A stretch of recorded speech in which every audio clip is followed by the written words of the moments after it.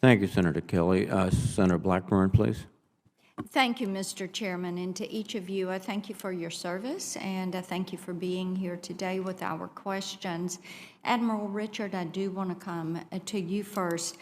I fully understand that there are sensitive matters that affect our government, and STRATCOM has some of those, and we all understand that many times public comment isn't appropriate or productive.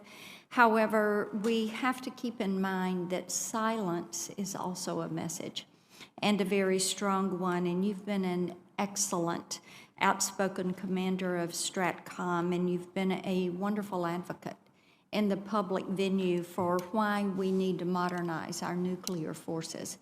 And I think you've been the commander we need at the time that we need him, and we thank you for that. So I'm disappointed by the lack of clarity on answers that you have today, and many of these are appropriate in an unclassified sphere, and I was disappointed in the weekend's cancellation of the Minuteman III test because we only have 4 of those a year, and I was disappointed to learn that STRATCOM has put out a schedule of tests to consider others for cancellation. And I appreciate, I think we all do, that you have to be careful, especially at a time like this, because of the message that our actions could send to Moscow. But this message of silence coupled with inaction, in my opinion, does not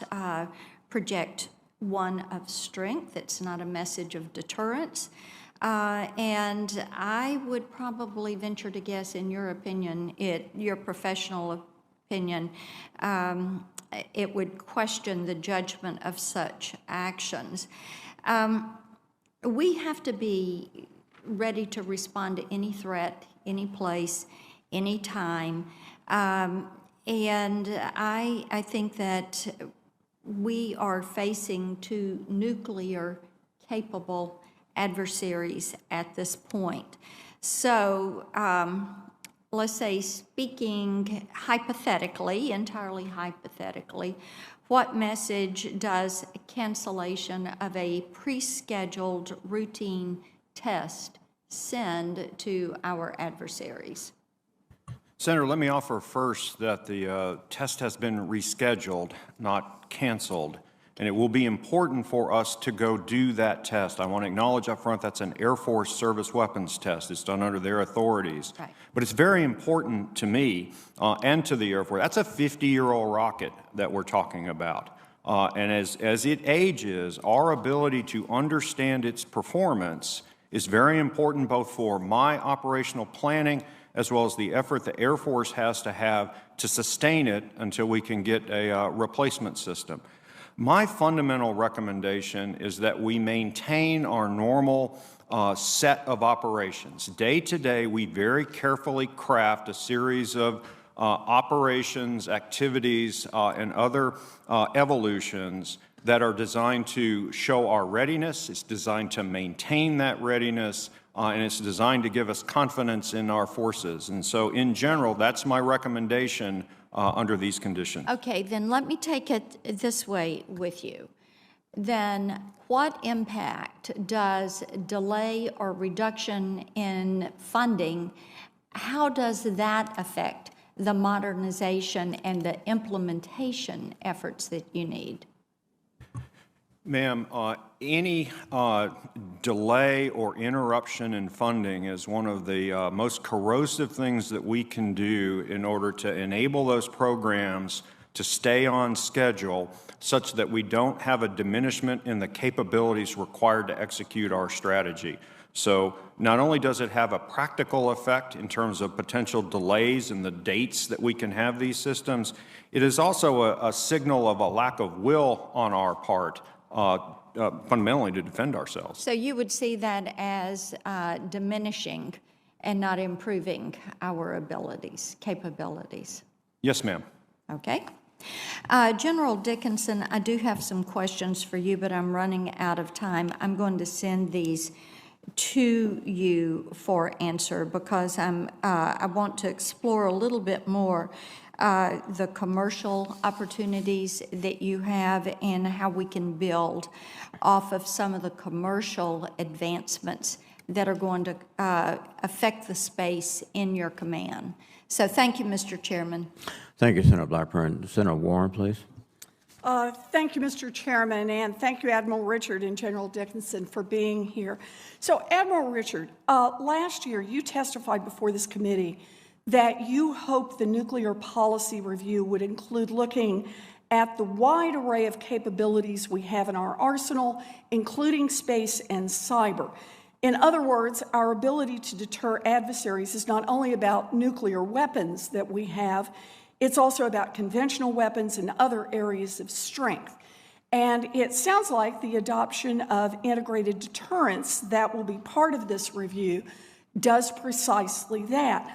Was Strategic Command fully consulted and able to fully participate in the nuclear posture review process? Senator, first, I want to endorse the idea of integrated deterrence. STRATCOM and previous commanders have been calling for this, the idea that you use every available instrument, not beyond the military, to best deter your opponent and resolve political issues at the lowest possible level of violence. So we are strongly in support of that. Second is to understand, though, that nuclear deterrence in particular is a part of integrated deterrence. They're not different things. In fact, it must, if you don't have the nuclear piece inside of it, the rest of integrated deterrence doesn't work because your opponent might be able to... Forgive me for interrupting, Admiral. I understand this. I'm just asking a question about process. Was Strategic Command fully consulted and able to fully participate in the nuclear posture review process? STRATCOM was fully involved in the nuclear posture review process up through the Secretary of Defense. I had plenty of opportunity to tell the Secretary personally. We led portions of the nuclear posture review, but beyond that, ma'am, I don't know. Okay. Now, as we discussed last year, the nation's nuclear policy is up to the President and the Secretary. And the goal of a nuclear posture review is to rigorously examine options to determine the proper role for nuclear weapons in our national security strategy.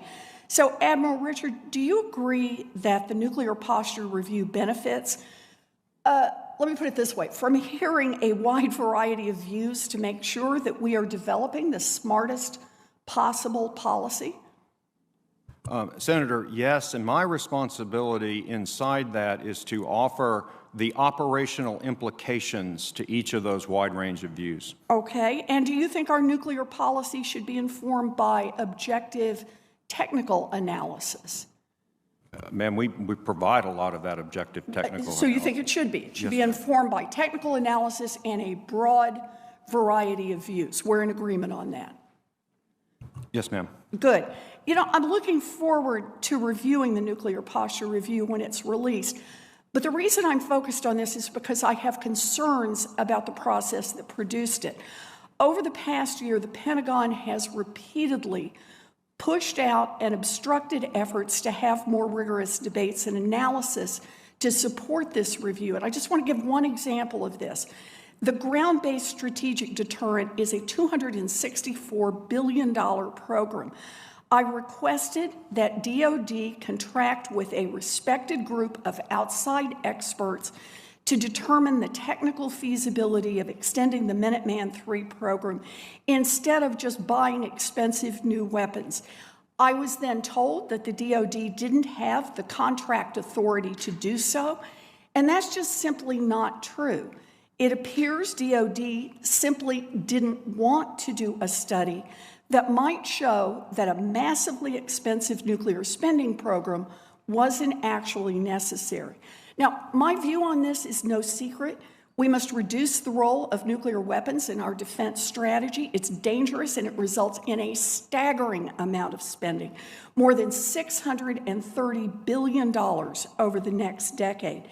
But no matter what you believe about these weapons, our nuclear policy should be developed by asking tough questions, not formulated in an echo chamber.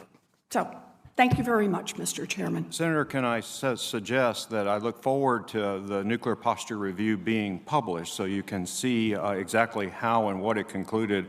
But I will add, thank goodness we have ICBMs right now. I'll explain more in closed testimony. So I'm glad that you're looking forward to seeing the report. As I said, I am as well. But my whole point is that if we don't have a process that includes alternative points of view, a widespread point of view, then the product that comes from it is too likely to come from an echo chamber instead of being fully informed. And that's what troubles me. Yes, ma'am. Thank you, Senator Warren. Senator Ernst, please. Thank you, Mr. Chair, and thank you, gentlemen, very much for being here today. Unfortunately, Russia's unprovoked invasion of Ukraine has really reminded us of the threat that's posed by our adversaries and the threat to our own international stability. We certainly can't take peace for granted. So again, thank you very much for your service to our nation. If we could go back a little bit, I understand some of the discussion that's here, but if you could, again, Admiral Richard, just please reiterate why we can't extend the life of the Minuteman III. Senator, there's a couple of reasons, and there's one that I probably have not emphasized enough in my previous testimony. Any of our deterrent systems have to be able to operate in the threat environment that they face. Fundamentally, they have to be able to pace the threat. Minuteman III, because it has been extended so long, has basically no margin left to be able to pace improvements in other nations' defensive systems. That's on top of the cost benefit that we would achieve by changing to a new system, modern, well-designed, lower operating costs. But I want to come back to, for any of these weapon systems, with Minuteman III being the best example, it has to be able to pace the threat in order for it to deter anybody. Mm-hmm. And pacing that threat, but then also safety implications as well. You mentioned that the Minuteman III is 50 years old.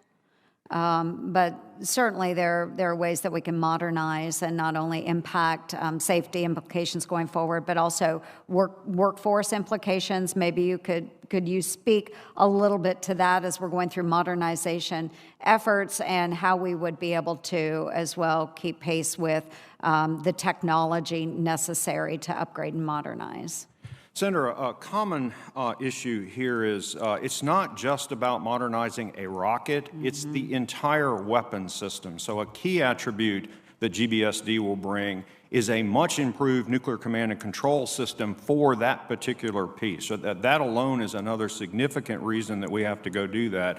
You mentioned workforce.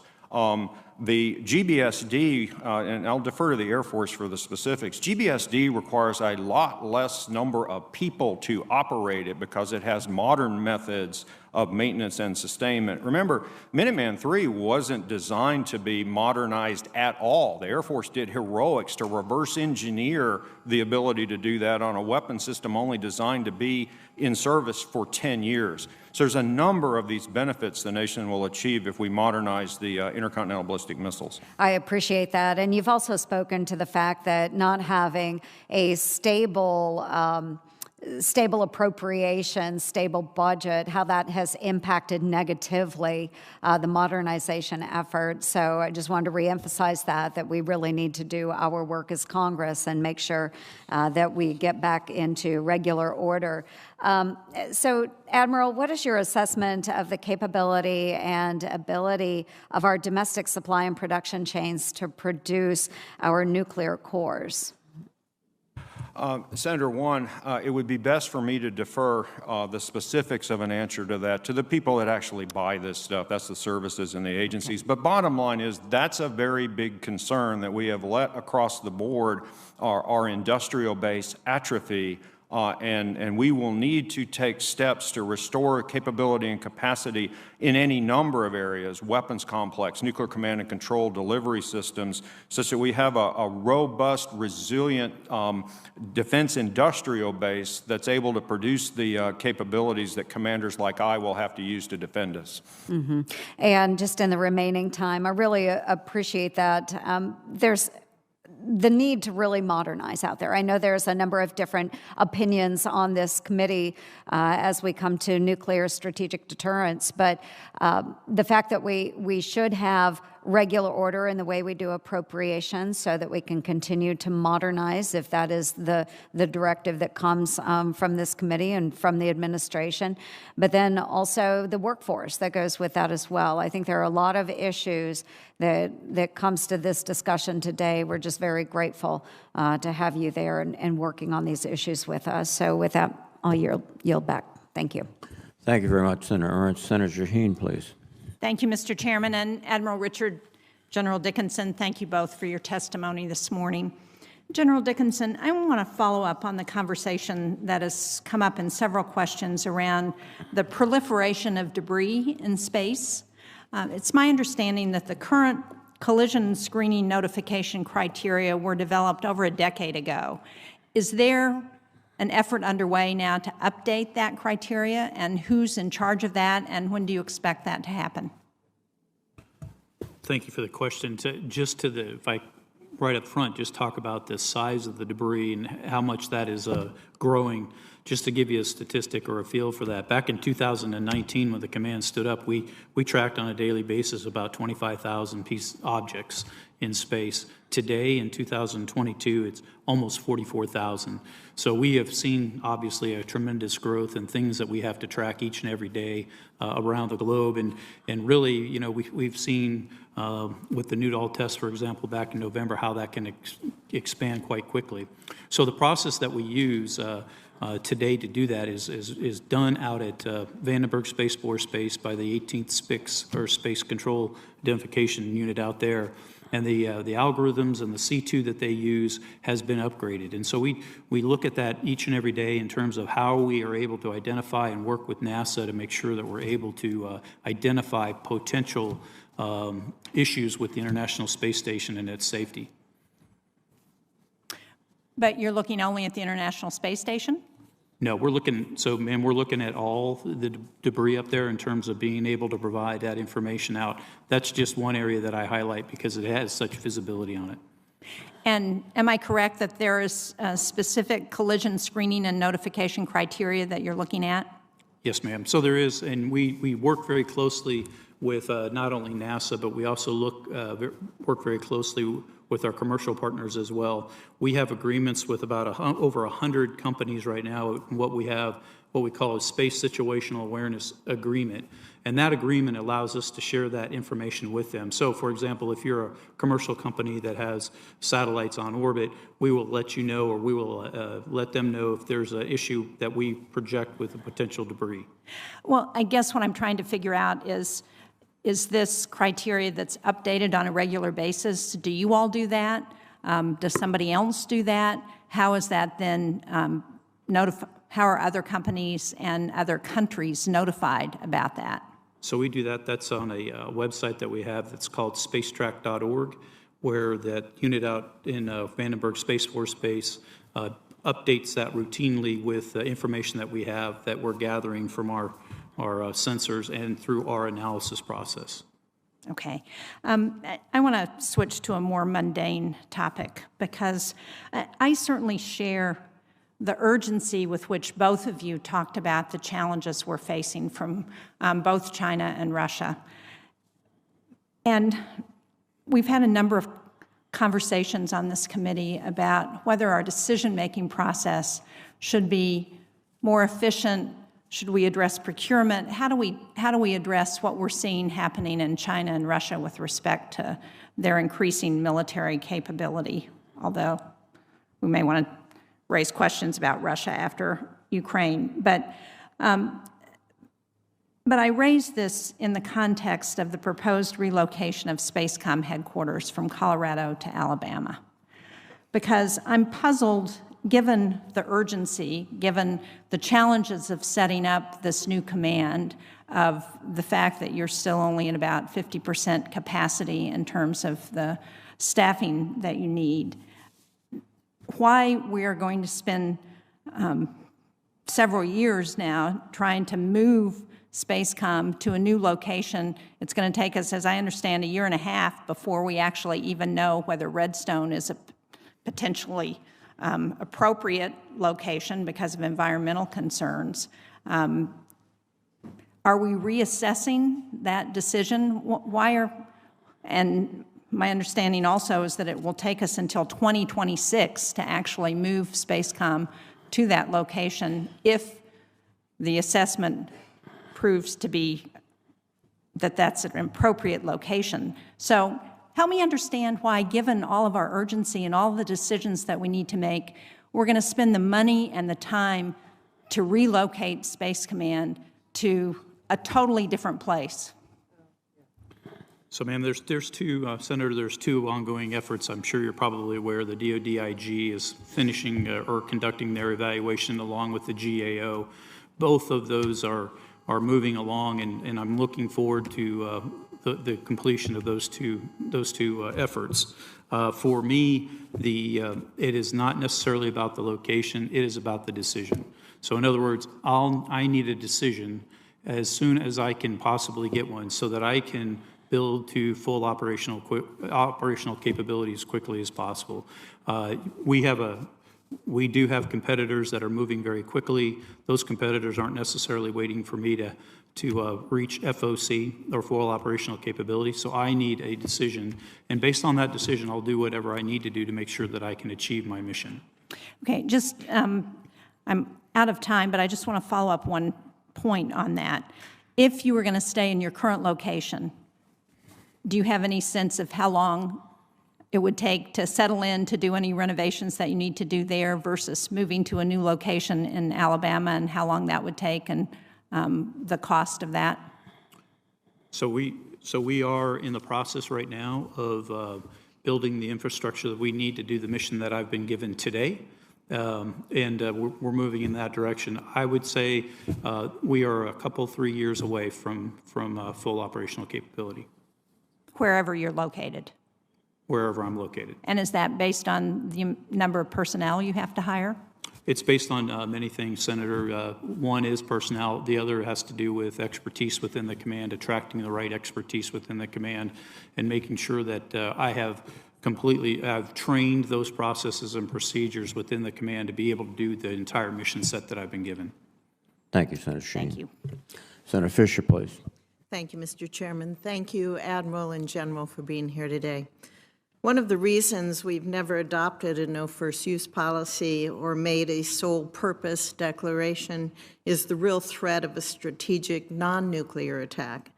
President Obama's 2010 nuclear posture review states the following, quote, "There remains a narrow range of contingencies in which U.S. nuclear weapons may still play a role in deterring a conventional or CBW attack against the United States or its allies and partners. The United States is therefore not prepared at the present time to adopt a universal policy that deterring nuclear attack is the sole purpose of nuclear weapons," end quote. Admiral Richard, chemical and biological threats are sometimes treated as an afterthought. How has the risk of major non-nuclear attack changed since 2010, and has it decreased? Senator, first, it has certainly not decreased. You are correct that often gets overlooked, at least in public discourse. I will tell you, as a part of the nuclear posture review, that was looked at very closely, and I look forward to the publishing of the nuclear posture review to show you what the result of that analysis was. Thank you. Also, those who favor reducing the size of our nuclear forces often argue that non-nuclear capabilities, such as space and cyber capabilities, can be substituted for nuclear weapons without diminishing our ability to credibly hold targets at risk, deter adversaries, and assure our allies. What are your views on this idea? Senator, what I'd offer is, one, I applaud efforts. That's fundamentally you're getting after some of the capabilities that are used inside integrated deterrence, and we applaud that effort. But I need to be clear about something here, which is there is no other capability or combination of capabilities that gets anywhere close to the demonstrated destructive potential of a nuclear weapon. That's why it's integral to integrated deterrence. And then with that foundation, with that backstop, you then use every other capability in our disposal to deter the opponent. An important point here, Senator, if I could. When we are talking about issues between nuclear-capable great powers, it quickly becomes less about an order of battle comparison and who wins the fight, and quickly becomes more about who judges greater stake and who's willing to take greater risks to get it. Integrated deterrence sets us up very well to resolve issues like that. And our threats are only increasing. We've already brought up that we have two peer competitors when it comes to the threats that we face now.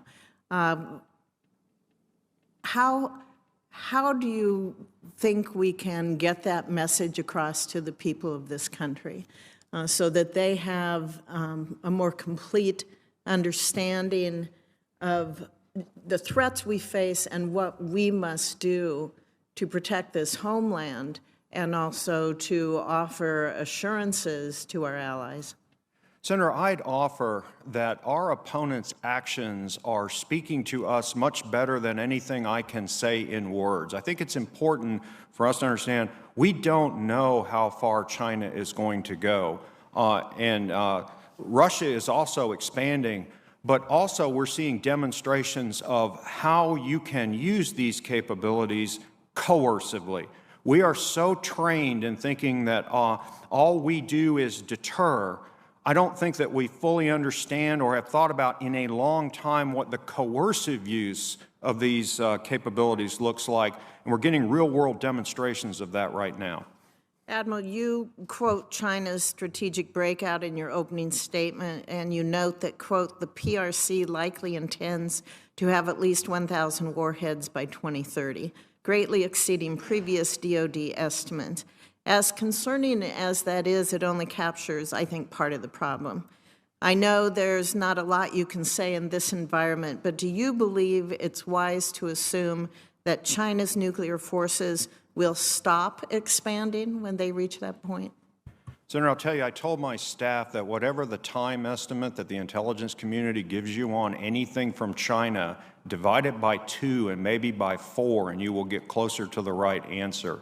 So no, I don't know that we have any idea of what the endpoint and/or speed. When I first testified here, we were questioning whether or not China would be able to double that stockpile by the end of the decade. They're actually very close to doing it on my watch. And I think we need to factor that into our calculations as we think through what we need to defend ourselves. And as we look at China's breakout, or we look at the continued growth of Russia's non-strategic arsenal, obviously nuclear threats are still growing.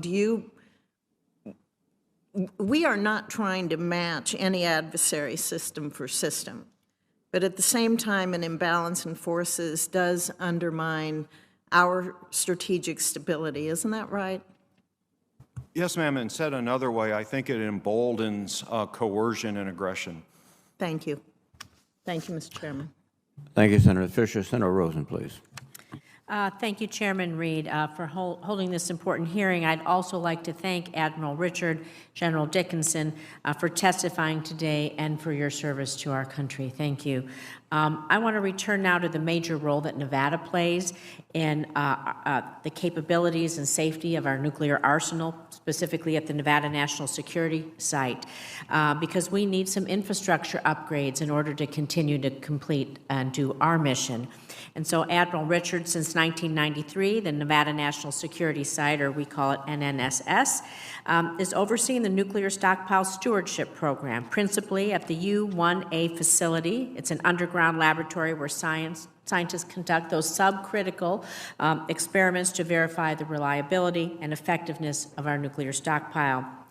This is the only facility in the country where this is done, and U1A is undergoing major construction projects that will soon host our most capable weapons radiographic system in the world. Of course, I've visited NNS a few times. I am very proud of it, that it contributes to the certification of our nuclear stockpile. However, the NNSA faces several challenges, as we have seen and you've testified to its modernization programs, including significant infrastructure delays, which you note in your testimony dates back to the Manhattan Project era.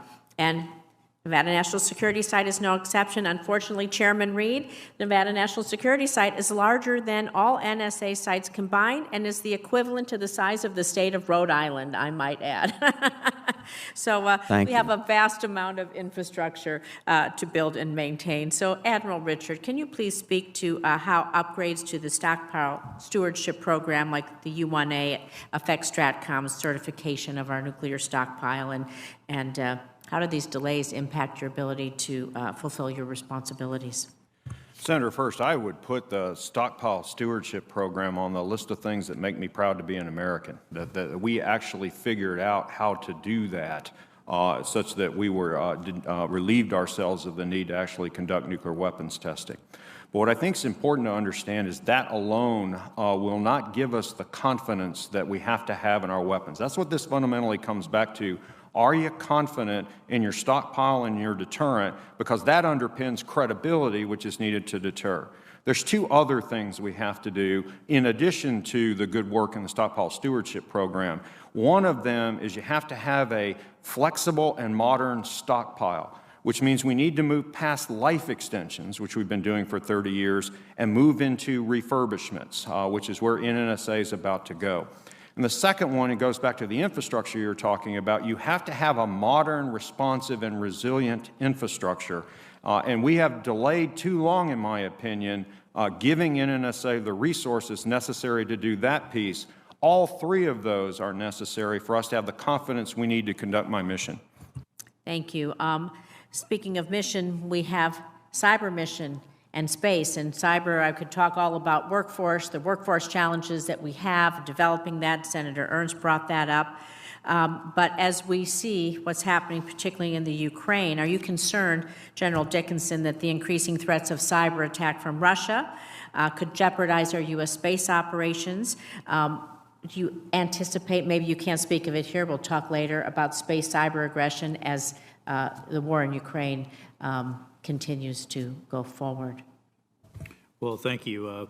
And I will provide more in the closed session, but I will for here to this morning is just to echo what Admiral Richard said in terms of posture at this particular point. I support Admiral Richard in a lot of the things that he does in terms of his nuclear command and control, and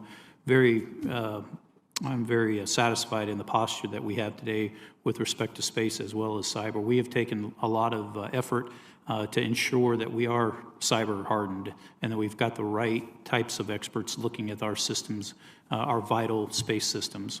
But I can provide more to you in the closed session. Thank you. I appreciate that. I know my time's almost up. I do want to talk about workforce development. I've been lucky enough to have a junior ROTC STEM bill pass, which means our youngest kids in high school, they have a track for joining junior ROTC to put them in STEM professions in the military. It's really important. We'll talk later about developing that workforce. I'll submit them for the record, but we really need to up our game there as well to be nimble and modernize. Thank you. Thank you, Mr. Chairman. Thank you, Senator Rosen. Senator Kramer, please. Thank you, Mr. Chairman, and thanks to both of you for your service and for being here. And Admiral Richard, let me just say, as others have said, one of your strongest qualities has been your, since I've known you anyways, been your forthrightness and your clarity. But I have to say, in the moment that we're in right now, I've especially appreciated your boldness and clarity. We need to hear it. The people we work for need to hear it. I also have to compliment you on your composure, being able to sit through some of this.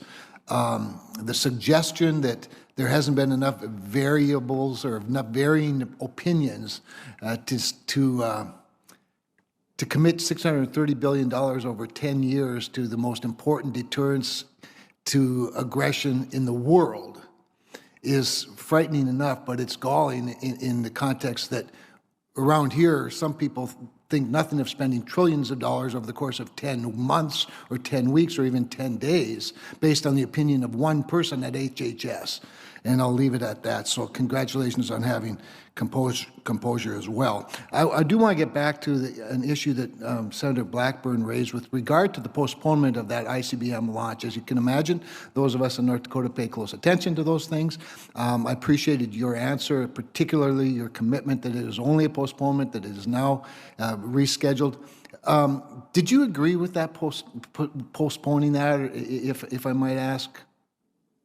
Senator, I had an opportunity to directly advise the Secretary of Defense, among others. I think it would be best if I left that advice private between him and I. I understand and appreciate that, because it seems to me that reality is now clashing with some people's fantasies.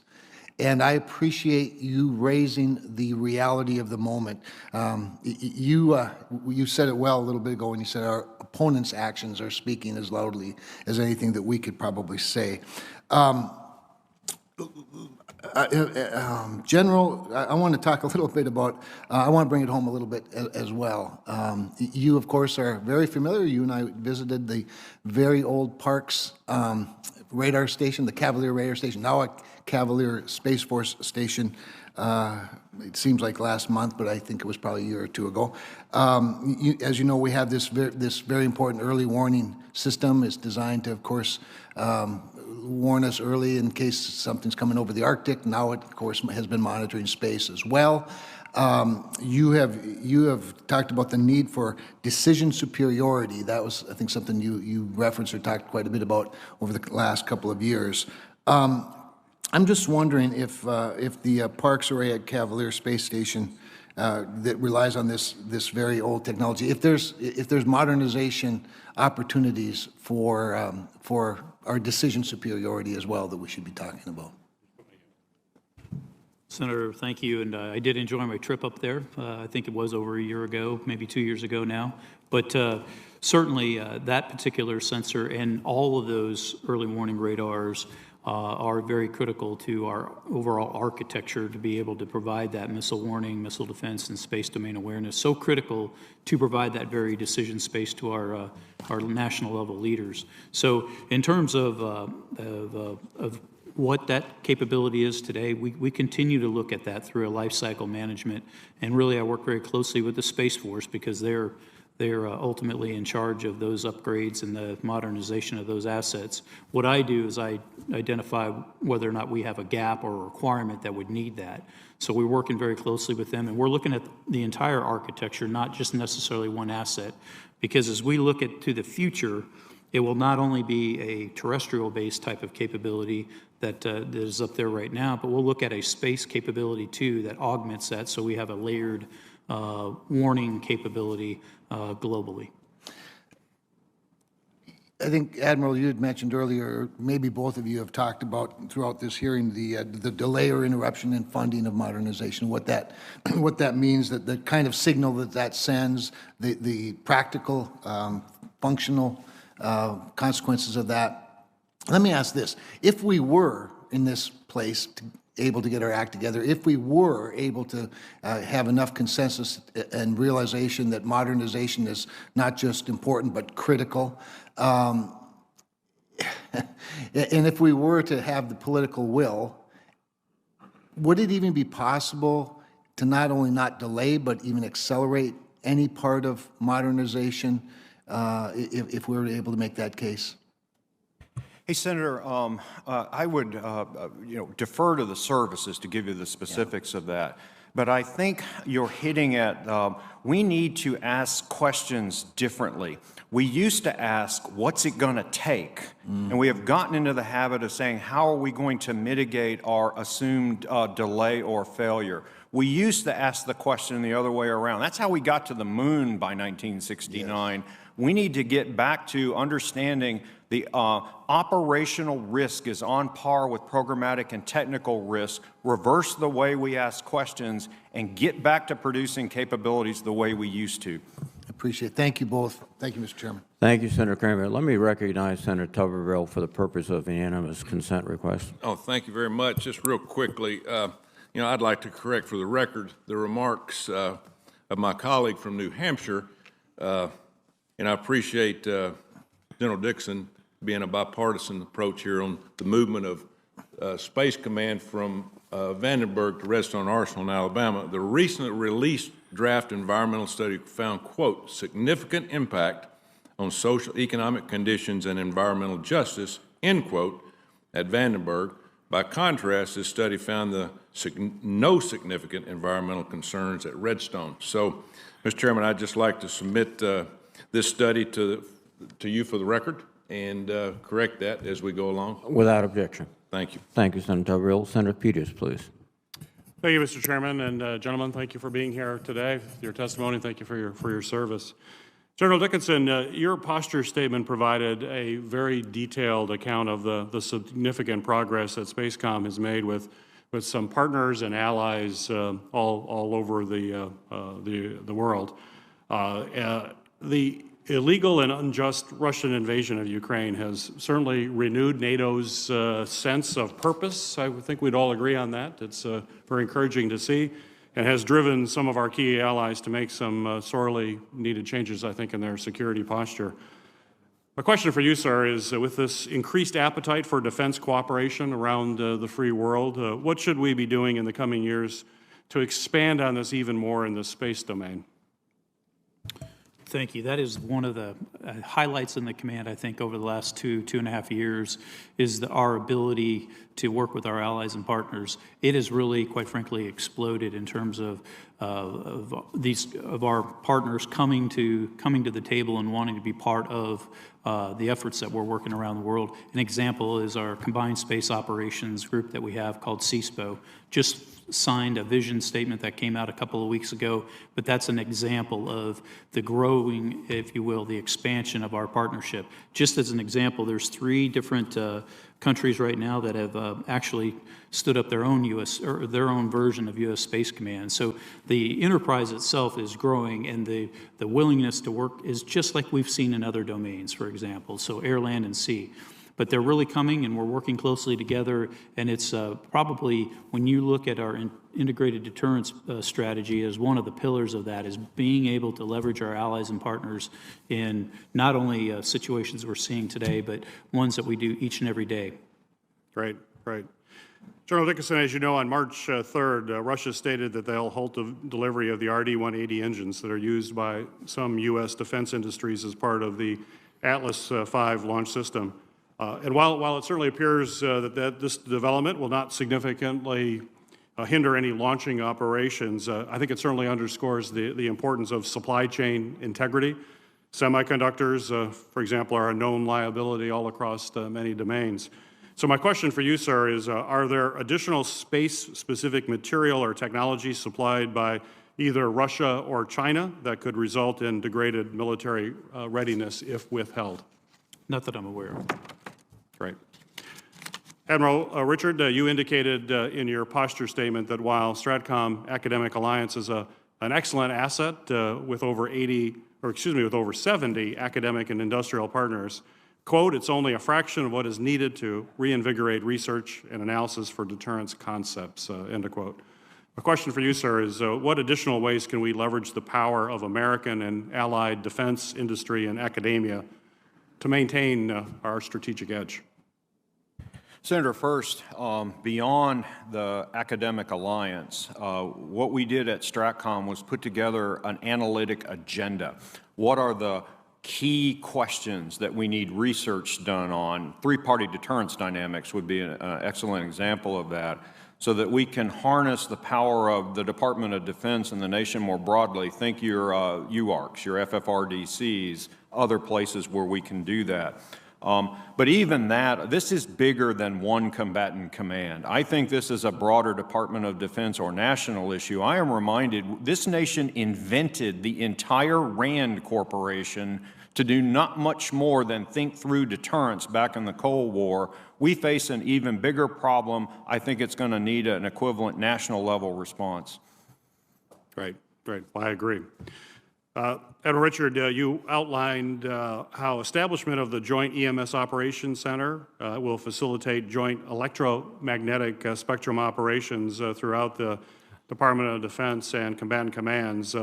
But as the electromagnetic spectrum is just as vital in terms of homeland security, how do you see the Joint EMS Operations Center working with non-DoD agencies as well?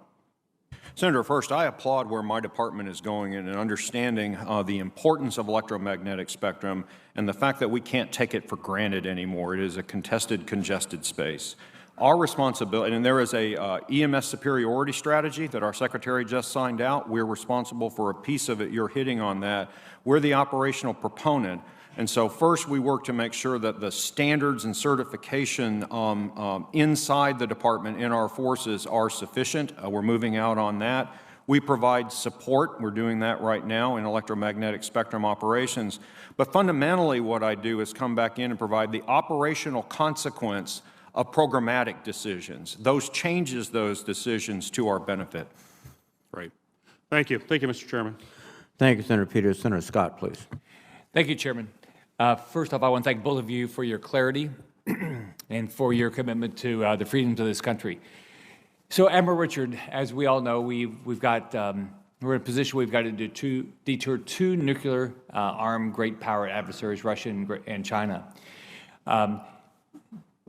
First off, based on the funding you received and based on how the Congress has been acting over the since you've had this job, do you feel comfortable that Congress has your back, that we're going to provide you the resources that you're going to be able to deter both Russia and Communist China? Senator, first, I would applaud my department because over the course of my tour, we are now able to say, and we'll see, I expect this in the next budget, but the last one was one of the first ones we could say not only was the strategic deterrent forces fully funded, so was the nuclear command and control, which are the two pieces inside the Department of Defense. We're going to need to continue to do that. And additionally, Senator, continue to ask ourselves the question, what additional capability, capacity, and posture might we need to do? So yes, I think Congress, quote, as you said, has my back if we would pass a budget. The budgets are adequate. We just need them enacted. Yeah. So right now, do you think we have enough capability to prevent Russia and Communist China from intimidating us and our allies? Sir, my forces are ready right now to do anything the President asks us to do. Okay. And Richard, you've been watching Putin's statements, and you might not be able to answer all these questions, but about his potential use of nuclear weapons. So I've got a couple of questions. The first one is, have you seen any tangible operational changes following Putin's order to increase the readiness of his nuclear forces? Senator, I would like to answer that question in closed session, but I will say we have been thinking through this class of problem for years. Second, given your experience observing foreign leaders, which would be part of your job, in your personal opinion, do you believe America and our allies, especially other nuclear powers, should treat Putin's words and actions as a legitimate indication that he is crazy enough and willing to employ nuclear weapons of any kind? Senator, I'll go into more detail in the closed session, but I would look to his previous actions to give us a clue as to what his future ones might be. Has he, the things that he's said outside his nuclear capability, has he basically followed through? Senator, again, I would prefer to answer that in closed session. Yeah. Thank you. General Dickinson, is the U.S. fully treating our outer space as a war-fighting domain, and are we developing systems consistent with that policy to combat and be able to defeat Russia and Communist China in their space capabilities? We certainly have seen some activity by both Russia and China over the last few years, going back to 2007, 2008, when the Chinese destroyed a satellite on orbit, and then just as recently as November with the Russian Noodle event that occurred. So we can see, at least from our competitors' standpoint, they are in fact doing testing and development in that domain.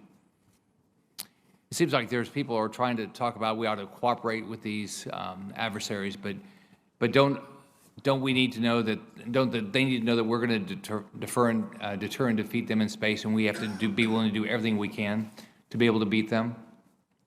Well, I think, Senator, that we each and every day that we're operating in space, we are doing that very thing in terms of deterrence. Do you feel like you've been given the resources to be able to do that? I have the resources that I need to perform my mission today. So I believe that Communist China and Russia plan to use outer space against us. So what's your biggest concern about their plans, and what do we need to do that we're not doing? Well, it's fundamental, Senator, back to my opening statement when I said, in order to understand, in order to be able to articulate what is happening, I've got to have exquisite domain awareness. I need to be able to tell you what I see in the space domain in terms of the space domain awareness as the critical function of that, to be able to interpret what's happening so that I can make recommendations and take actions that I need to. Thank you. General Dickinson, I know that Space Force has only been recently created, but do you feel like you've had sufficient progress toward integrating its capabilities all across the Pentagon? So, Senator, that's a great question.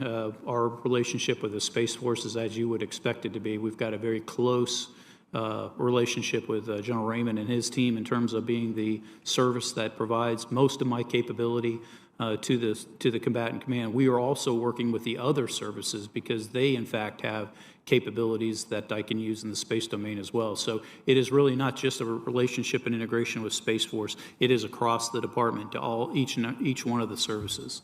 Thank you. Thank you. Thank you, Chairman Reed. Thank you, Senator Scott. Senator Cotton, please. Admiral Richard, last fall and again today in your opening statement, you referred to a Chinese breakout was your term, of nuclear weapons and capabilities. Could you please explain a little bit more, just in plain English? I'm not sure a normal American watching would understand what a breakout means. Explain a little more in plain English what you mean and its implications for our security. Senator, sir, first, that's not a talking point. I formally informed the Secretary of Defense of that fact last year. There's two components that I can talk about here. I'd be happy to go into more detail in closed session. First is it signals a significant shift in their capability and fundamentally their strategy. China has long been in a minimum deterrent posture, which was consistent with their stated no first use policy. They now have significantly more capability than is necessary to execute a minimum deterrent strategy, and it enables them now to execute any plausible nuclear employment strategy. Second is on our side. It drove me to have to take operational actions in response to a dramatic change in the threat, and so I'll go into more detail as to what those were in closed session. So despite their so-called no first use policy, they are building a nuclear arsenal capable of executing a first strike? One, Senator, they have plenty of capability that have no role in a true minimum deterrent strategy. And in fact, there is no technical difference between a system that is designed to go first or to go second. There's attributes that enable that, but we need to be very conscious of what they could do with it, not what they say they're going to do with it. So I think we should focus on what they're spending, what they're building, and whether and what they're saying, because they could change their no first use policy like that, couldn't they? Senator, yes, and I put no more credence in that than I did in the Soviet Union's no first use policy. All right, Admiral. Earlier this year, media reports suggested that the Biden administration wanted to cut 2 nuclear systems from America's arsenal. These are so-called non-strategic nuclear weapons, weapons with smaller explosive yields designed often to be used against military formations. Is this reporting accurate? Were there discussions to cut the Whiskey 76-2 and the Sea Launch Cruise Missile, also known as the Slick-'em-In? Senator, all the capabilities in our deterrence portfolio were examined inside the Nuclear Posture Review. Those are included in that, and I look forward to the results of the NPR to see what the decisions were. When is the NPR going to be released? Senator, I'd have to defer you to OSD for that answer, but I do want to make a point about those capabilities in particular, which is every capability that is in the U.S. arsenal is there for a reason. It is designed to produce an effect against an assessed threat. If we don't have a capability, the threat that drove it to be there still exists. And so we either as a nation have to choose to take the risk that we can't achieve that effect, or we have to go find another way to go do that. And that is something we're going to continue to have to do even after we finish the nuclear posture review. I can give you more details, sir, in closed session.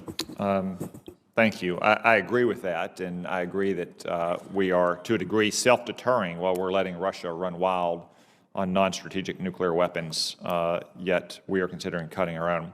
I want to turn to the canceled test in recent days.